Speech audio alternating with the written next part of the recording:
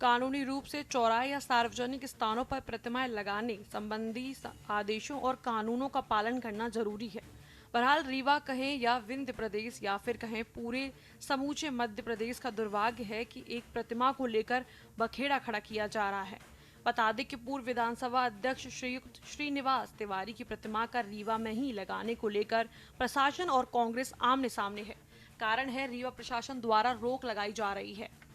फिलहाल इसे अंदर खाने सियासी खड़गे बाजी माना जा रहा है। आपको बता दें कि पुलिस प्रशासन कुछ भी बताने से कतरा रहा है, सिर्फ ये कह रहा है कि जमीन पुलिस लाइन की है, यह प्रतिमा नहीं लगाई जा सकती, जबकि प्रतिमा का स्थान पहले से निर्धारित हो चुका था।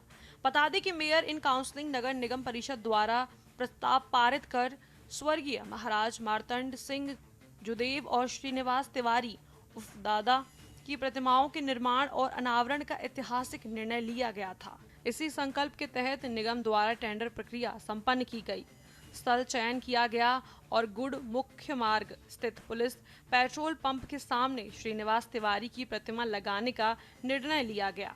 बताया जा रहा है कि इसके लिए निगम द्वारा 1.5 माह पूर्व ही कलेक्ट्रेट रीवा और एसपी रीवा को अनापत्ति पत्र प्रेषित किया गया, लेकिन आज तक कोई जवाब नहीं दिया गया। देखिए, बिंद शिरोमणि पंडित श्री श्रीनिवास तिवारी जी के प्रतिमा लगाने का संकल्प सर्वसम्मति से 31 मार्च 2018 को परिषद में हुआ। इसके बाद उनकी निविदा नहीं कराई गई। 2022 में 30/12/2022 को एक टेंडर निकाला गया, जिसमें 2 प्रतिमाओं को लगाने के लिए निविदा निकाली गई। एक स्वर्गीय महाराजा मार्तंड सिंह जी की और एक स्वर्गीय श्री श्रीनिवास तिवारी जी की, और उसका कार्यादेश 20/9/2023 को जारी किया गया। इसके बाद जब परिषद एमआईसी से पास हो गया संकल्प, तो इसके बाद कोई भी आपत्तियां नहीं थी। मूर्ति बन के तैयार हो गई। 10 दिन से पेडिस्टल का काम लगा हुआ था। यह था कि 17 सितंबर को दादा का जन्म शताब्दी समारोह मनाया जाएगा, उसी दिन उसका लोकार्पण होगा। आज सवेरे जब वहां पर संविदाकार जो जिनको पेडिस्टल का भी काम था, वो काम करने गए तो वहां पर काम रुकवा दिया गया। भारी पुलिस बल खड़ा था राइफल लेकर। ऐसा लग रहा था कि जैसे कि चीन और हिंदुस्तान के बॉर्डर में खड़े हों। आपको बता दें कि इस पूरे मामले में अचानक नियम कायदों का हवाला देकर अवरोध खड़ा करने को लेकर आम लोगों के बीच चर्चा है कि ये प्रशासन की संकीर्ण मानसिकता और जनभावनाओं के प्रति अनादर है। वहीं जब 17 सितंबर को पंडित श्रीनिवास तिवारी की 100वीं जन्म शताब्दी समारोह के अवसर पर उनकी मूर्ति स्थापित करने की बात आई तो पुलिस महकमा उसमें हस्तक्षेप करने लगा। वहीं आपको बता दें कि रीवा विधानसभा सीट से विधायक राजेंद्र शुक्ला उप मुख्यमंत्री हैं, जो अपने आप को बड़ा ब्राह्मण नेता कहते हैं, फिर भी एक बड़े ब्राह्मण नेता की प्रतिमा लगाने को लेकर बखेड़ा सियासत की ओर इशारा करता है।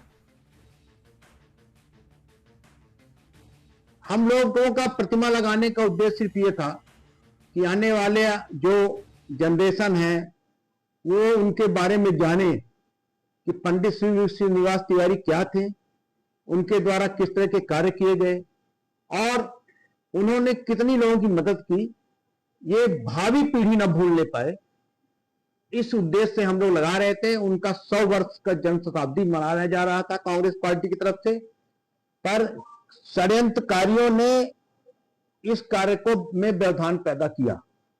इसके पीछे महापौर जी किन लोगों का हाथ है? मूर्ति स्थापित नहीं होना देना चाहते, क्या लगता है किस तबके के लोग चाह रहे हैं कि मूर्ति स्थापित ना हो? अब देखिए, ये तो अभी बता पाना हमारे लिए मुश्किल है। ये तो प्रशासन बताएगा कि किसके कारण रोका गया है। और वर्तमान में जो हमारे कमिश्नर हैं, वो प्रभारी कलेक्टर हैं, उनसे भी बात हुई। जो एडिशनल एसपी हैं प्रभार में, उनसे भी बात हुई। हमने कहा देखिए, ऐसा है कि वहां पर कोई ऐसे विवादित जगह नहीं है।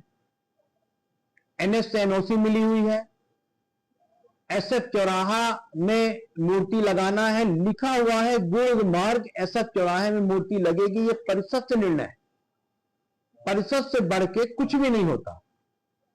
पर ये काम को रोककर जनभावना ऐसी पैदा की जा रही है कि एक महापुरुष की प्रतिमा न लगे जिसने अपनी पूरी जिंदगी लोगों के सेवा में बिता दिया हो।